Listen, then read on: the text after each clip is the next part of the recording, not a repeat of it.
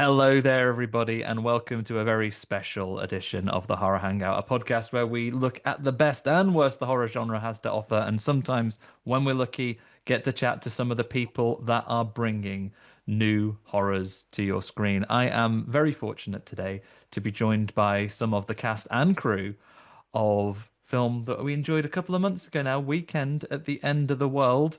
I'm going to call on you in turn to introduce yourselves. You can decide who you're going to pick on after you, but Cameron, you're the first in my eye line, so please go ahead.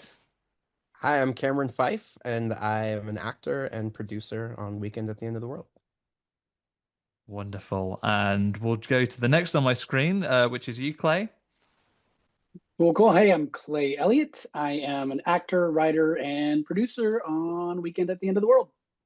And then we have rounding out this trio live from a park out in the wild. Introduce yourself, please.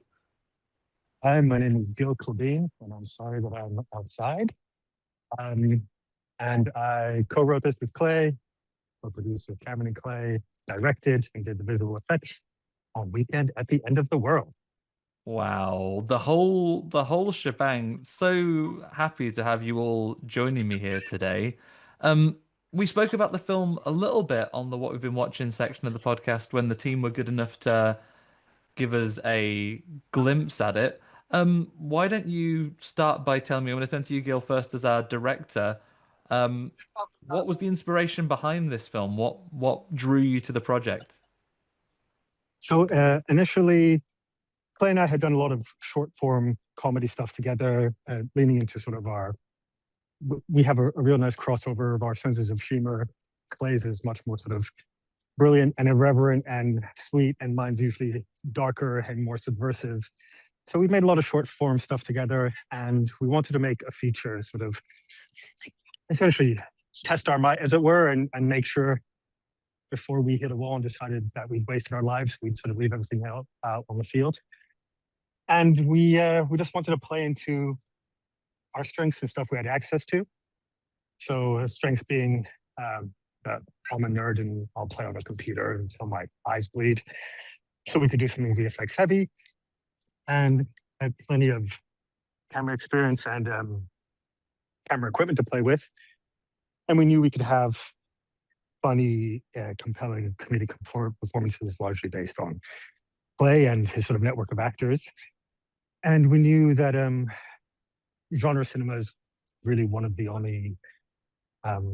the only arenas where audiences are still ravenous, and you sort of get your foot in the door if you can make something that really appeals to the genre crowd, because we're also that genre crowd. We also enjoy these things. So we basically tried to write into stuff we had access to and stuff we knew that would work. And Clay's grandfather, I believe it was, Clay, correct me, built a cabin 6 hours north from where we were in Los Angeles. And so we wrote this surreal, otherworldly comedy based in a cabin with very small cast, in the hopes of pulling it off for $0 over the course of weekends and whatnot. And it ended up just swelling a little bit above $0 into what you see today. Yeah, I mean, even for something which started as $0, you see far more than that on screen. Clay, by extension, we saw how your involvement maybe started. So I'll pick on Cameron next. How did they drag you into this situation, Cameron? So Gil and I knew each other from years and years ago. I was in a little short film kind of pilot spec thing that Gil directed, and then we knew each other from like parties and mutual friends. And I always just thought Gil was hilarious and fun, and that the little short we did, I always pulled it up every so often to watch it again because I just loved it so much. And so we hadn't talked in a few years, but my producing career had kind of taken off, and I was doing a lot more in that world. And so Gil reached out to me out of the blue one day on Instagram and messaged me and said, "Hey, I see you've been producing a lot. I have this movie I'm trying to get made. Would you be willing to take a look and help?" And we met for coffee, and he kind of gave me the background. And it's funny because I was actually like very, very busy at the time, working on like one of the biggest things I had ever made. And uh, I was like, yeah, I'll take a look, but I really don't know if I have time. And for whatever reason, the next day I had a free couple of minutes, and I was like, oh, I'll start to read that. And I started to read it, and immediately I was hooked, and I was like, this is such a funny, weird little thing. And then just knowing Gil and knowing that would look cool and all the effects and everything. And so I read it in one sitting, and then I called him right after and I said, hey, I'm definitely down to be involved in this in some way. I've also been wanting to get back in front of the camera. I've been looking for a project. What if I play one of these guys? And Gil was like, "Yeah, we can talk about it." And there was somebody else that was supposed to play the role, but he, a lot of time had passed, and so they were still, it was day one basically. And so then some conversations were had, and we did a table read, and some things happened, and I got the part, and then we made the movie. Amazing. And Clay, by the sounds of it then, so fortuitous that your grandfather had we talked there's lots of sort of fated encounters, I guess, that happen throughout the course of the film. Could you rule out entirely that your grandfather wasn't always destined to build your set for you? Well, I can tell you that my grandfather Ernie would have loved this. He was a showman. He was a clown, uh, and he would absolutely adored it. But yeah, I mean the cabin.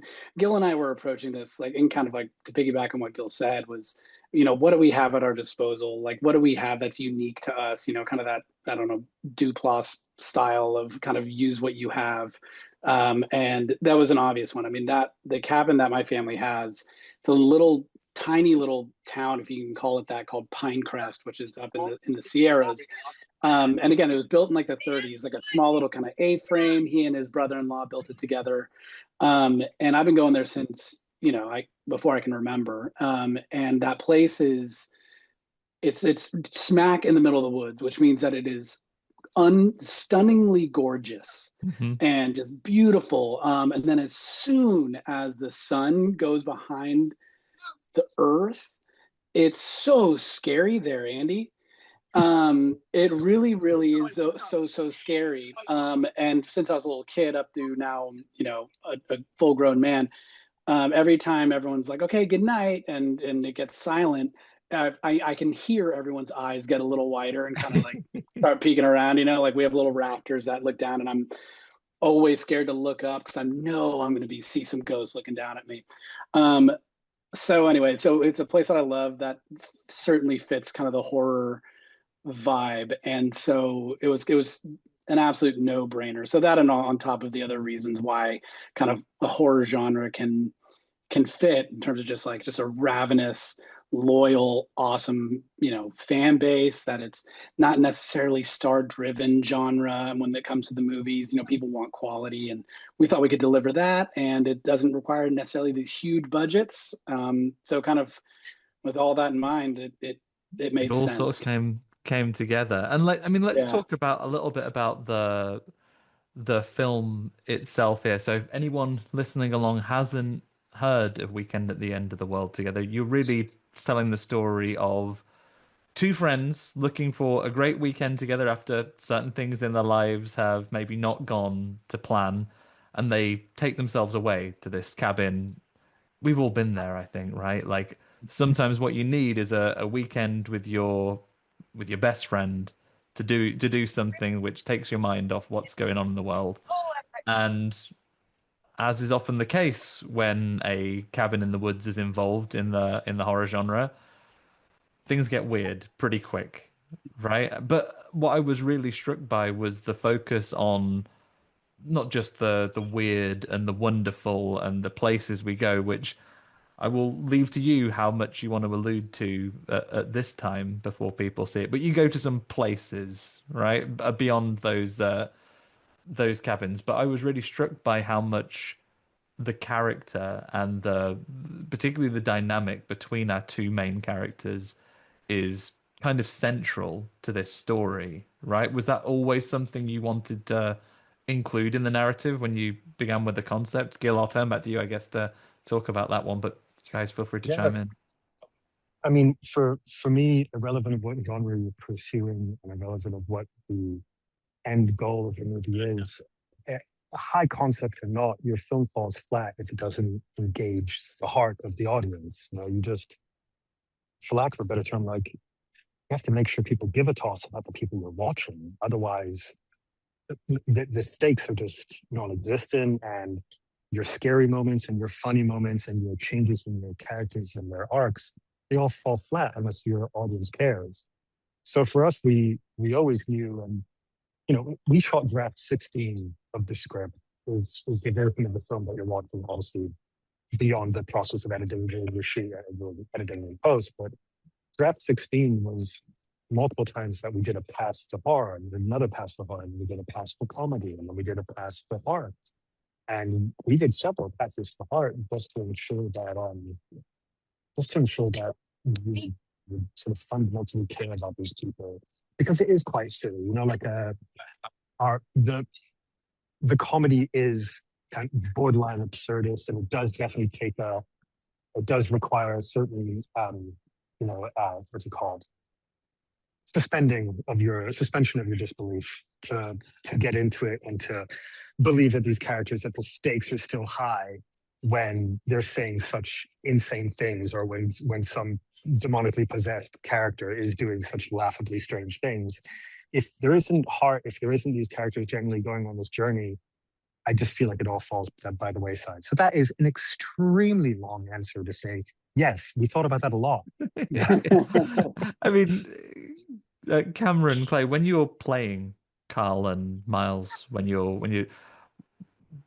how much of the relationship is what is scripted, and how much of that is influenced by, your own relationships, how you know each other, how you've had other friends in your lives? Is there any personal connection there that you brought to the script and to the scenes? Yeah, I mean, so funny enough, Clay and I did not know each other at all before this. Somehow our paths had never crossed, and we actually had so much in common. We're from the same town. Clay went to college with a bunch of people that I knew. We're both big sports guys. We're both actors and improvisers, and so who had performed at the same theaters and knew the same people, and so it's actually quite incredible that we had never crossed paths in our 20 or so We years. probably had, you know I'm what I mean? Yeah, there's no way we weren't like on stage together doing a show at UCB or something at some point. Just hadn't been introduced. We just didn't know. But so yeah, that was something, kind of Gil stressed from day one, was like, I want to make sure that you guys are friends and that it shows. And so we would early on we would meet up to run lines, and we didn't even really run lines. We just hung out and talked about sports in the Bay Area and stuff, because that was our life. That's incredible. I think Yeah. certainly watching it on screen, I would have absolutely believed you guys have known each other for years already. This is just, a heightened version of maybe what your real relationship is. Yeah. And I think also, like, I would say also, I think, like, when it came for like the writing process for Gil and I creating these characters, is also trying to just be as specific as possible. I think it's one thing to say that these are two friends going up to a cabin, and it's another one entirely to say these are two lifelong, almost at like obligatory, somewhere in the space between family and friend. And I think that like brings up so much, and it changes so much. I mean, you lose patience, but you gain love. Like, there's so many that is so informative, I think, of the characters and how they respond to each other. And so I think Gil and I were very trying to be as specific as possible about who these guys are to each other. And again, that lifelong thing is a lot different than somebody you met at a bar at college or something. Right.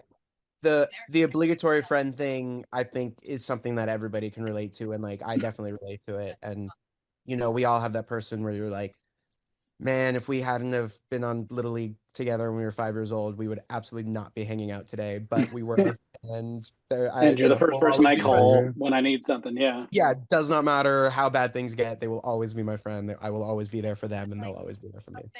Yeah.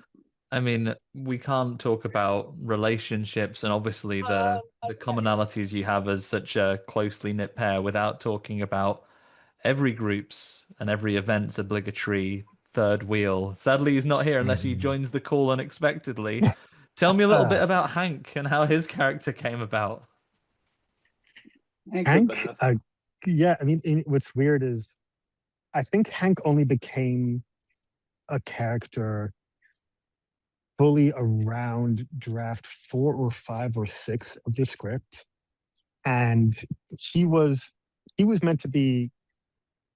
It's weird, you start working on a project and it sort of starts breathing on its own after a certain amount of time. But Hank played different roles. Essentially, he was meant to be like this kind of ghoulish representation of the allness of this other realm that the boys had to navigate. And slowly but surely, I think we did a table read, and a friend of ours, Martin, read the role of Hank, and he was having so much fun with it. So I think this was around draft 5 of the script, maybe 6, Clay. Yeah, that sounds right. But he read it and with so much gusto and energy, and it made us laugh so much. We suddenly sat there, we're like, the little bits we have for Hank are so funny, but I'm missing him. I want more of him. And then as we started playing with him more and more as a character, it dawned on us. I was like, we're a tiny film, but we could probably attract a very funny actor to give up under a week of their time to play this role. And then Hank becomes, a central growth for the Miles character and a central tool for the plot, for not only like helping us understand things, but derailing our expectations sometimes and leading us in one direction or not. And it's a huge source of heart. There's so much compassion innately with the guy. And then Cameron had worked with him on some film prior, and Thomas Lennon is such a purist that he'll basically, as it turns out, jump on board to a project if he really, really likes the person he's worked with before. And Cameron pitched him to us, and we're like, dude, like, go away with your fucking reach for the stars ideas. We need something realistic. He's like, no, I'm telling you, Thomas Lennon is realistic. We can get him. Sure enough, he emailed him and sent us a screenshot. And 2 minutes later, Thomas Lennon said, I'm in. And he obviously hadn't read the script in 2 minutes. So it was literally, Tom Lennon joined our project because everybody loves Cameron. And then we were the direct beneficiaries, which has been great. Cheers, Cameron. You're earning those credits already in so many ways there, Cameron, with a tremendous, get a familiar face to a lot of people as well. Talking of things that we see on screen, though, people aside, and I don't want to drift into spoilers on this one, but obviously when it comes to horror, there is a huge visual element, and I know for people making independent movies, independently budgeted movies, particularly when your budget is as close to zero as you can manage, that must be a tremendous undertaking that you have, right? And this is something that for me was shown to great effect on screen. How do you approach the visual element? We may have lost Gil. We know his battery was low. So I'm on 8%, so I've killed my camera feed, and you can maybe just run a reel of the VFX as it illustrates the point. I'm still here. Ben has his work out for him. Ben, if you can picture in picture, like maybe a trailer stop directing, Gil. in this bottom corner here, this would be incredible. Ben. Just do it. It'll be fun. You'll just VFX your face walking around the park with the shit. Yeah. Perfect. We've got enough footage. We can loop it like in speed. Yeah. Sorry, Andy. So you're asking like what was the visual undertaking for what was your approach to the visual effects, and was how nervous, I guess, were you trying to put what is a super ambitious script visually with loads of things going on and wonderful worlds, and there's body transformations, there's a load of stuff going on. How were your nerves when you first started approaching this? I mean, I do a lot of work as a VFX artist alongside directing and editing, writing, a lot of camera operating. I'm a nerd. I truly have nothing to offer the world outside of filmmaking, but I do a lot of this. The script was very much designed, as it was in budget considerations. It was designed around the simple reality that it was going to be me shaving years off my life at a computer, doing this all. So a lot of the stuff is ambitious and it is crazy, but a lot of it was also very much designed to be executable realistically. Like, the portal in the house with them all essentially breaks down to like tracking markers and a single purple glowing source of light, which was always going to be overlaid with an actual portal. So from a VFX perspective, you're really looking at things like, motion tracking, which can be an absolute ball ache, and other little things here and there. And then the rest of the stuff, like when they're in the allness, it really was going to boil down to essentially image distortion. So you're taking an existing world, distorting elements of it to make it look otherworldly, and then and then sort of subsidizing that further with like sky replacements and little things here and there. But I knew I'd bitten off a lot. Honestly, even though I've been doing this for a long time, I certainly miscalculated it to quite an embarrassing degree, to the extent that on my last film, there was 260 VFX shots. And I was like, well, it's not going to be as much as the last film. And it was 367 VFX shots. A new record. I really fell at the first hurdle, which was basic math. That one knocked me clean to the ground. But then, once you get into the rhythm of things, we're also just working in such a tight vacuum. I felt so sorry for Cameron and Clay, who are not VFX artists, but we made this movie together. So if I was stuck and thinking like, oh, damn, is this portal too photorealistic? Is this too cartoony? I would just be relentlessly sending them iterations of all the VFX. And they're like, yeah, man, looks good. And I was like, no, it's bullshit. It's bullshit. And then I would piss off again for like a couple of weeks and then send them back something else. And I'm like, what do you think of this one? They're like, we can't see the difference. I was like, yeah, okay, good talk. I'll be back in another week with a new version. And they're just trying to give me notes, and I'm just like picking apart pixels that it really only moved the needle for me. But it was intimidating. It was a ton of work, but it was also planned to a degree, to a feverish degree, largely born out of the fact that I was scared. So when it came time to pulling it off, I think all things considered, we probably knocked out all the VFX for the movie in 4 months while editing at the same time, which timeline-wise is not that crazy. Very impressive turnaround. And I will say, just as someone who's not a VFX artist, when Gil sent the first draft of the portal, I was like, that's the coolest thing I've ever seen, that's awesome. And he's like, no, it's bullshit. Okay. But it is amazing then to look at the first one he sent that up, truly was like, that's awesome, to the finished product. Just again, why being able to work with Gil and why I was so excited to do this with him is just to watch him do his thing, because he's incredibly talented. And based on his iterations and his the pressure he put on himself and this number of special effects shots that you saw growing and growing as the movie was panned out, you can tell me honestly, Cameron Clay, how close were you to staging an intervention for him? I just kept asking if he was pooping. I was like, Gil, are you using the restroom? Have you gotten up once in the last 39 hours?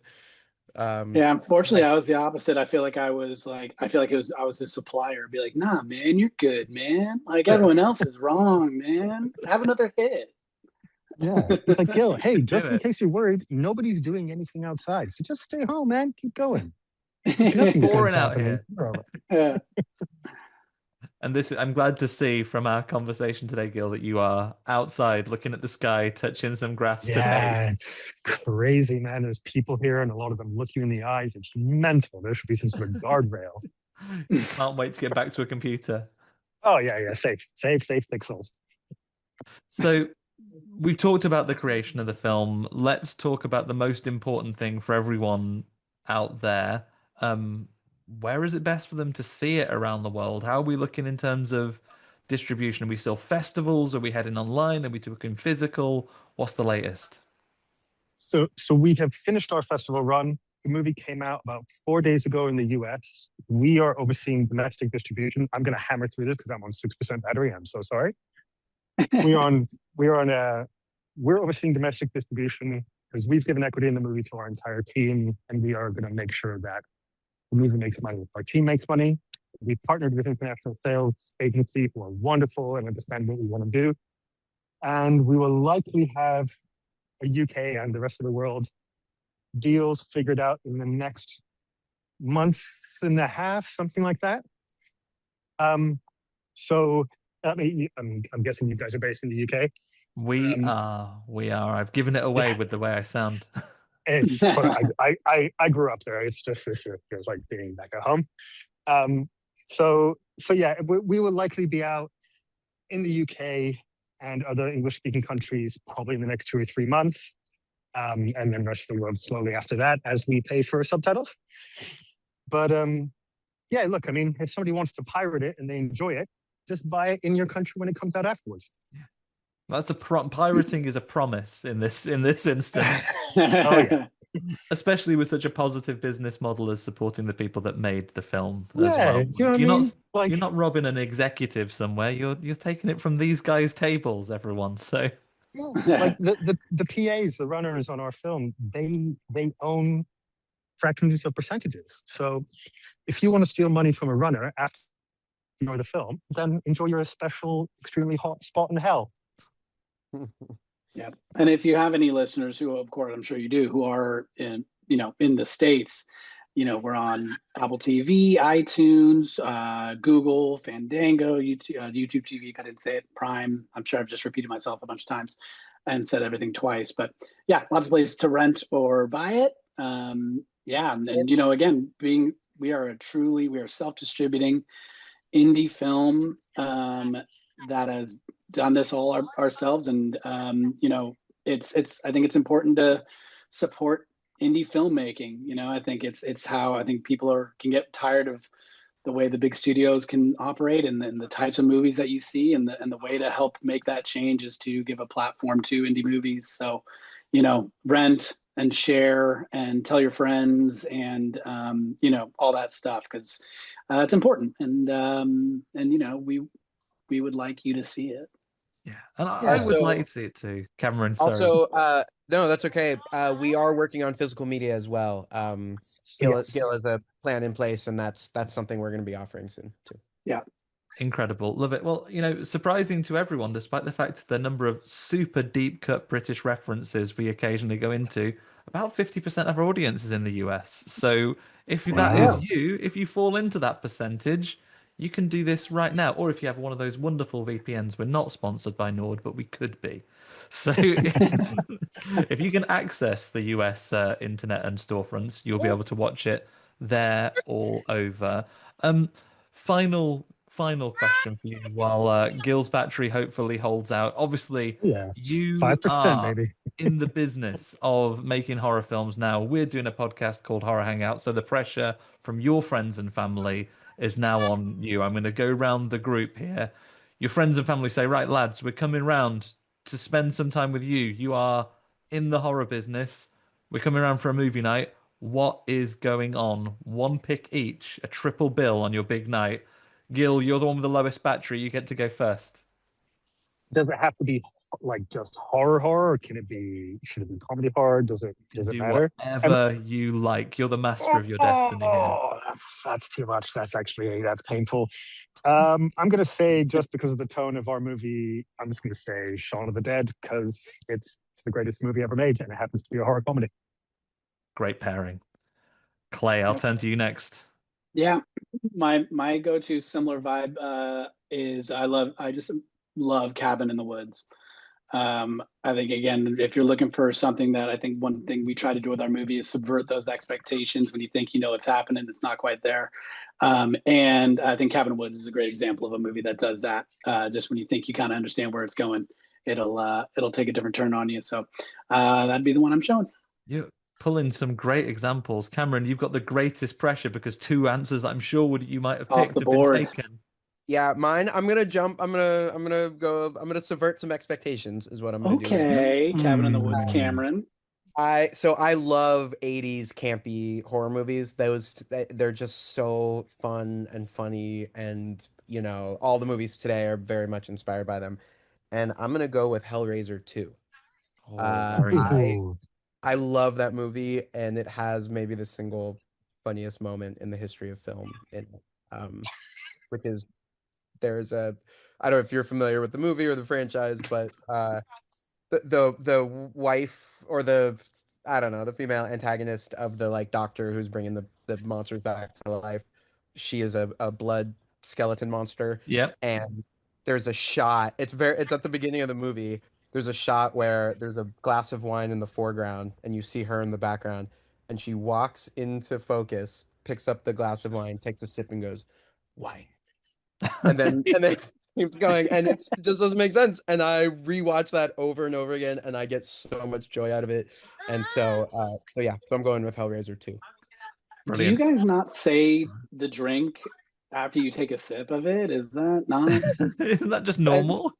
I mean, Yeah, I don't. That's weird. depends on the That looks status right. of my body at the moment, if my bones are on the outside or not, you know. Gotcha. Oh, sure. Yeah. Amazing. Well, gentlemen, thank you so much for hanging out with us for a little while. I will leave you to Thank you get for having on us with on. the ends of your day. Weekend at the End of the World, as you heard, available on streaming platforms in the US right now. They are working globally. You can follow all of these folks. We will grab all their Instagrams and all the other things like that. And good old Ben, as well as doing some wonderful video work, we'll put that into the show notes as well. Thank you for listening. Thank you for the Acast folks for hosting the show. Thanks to Taj Easton for our theme music. We will see you all next time. Bye for now, everybody. Thank you, guys. Andy.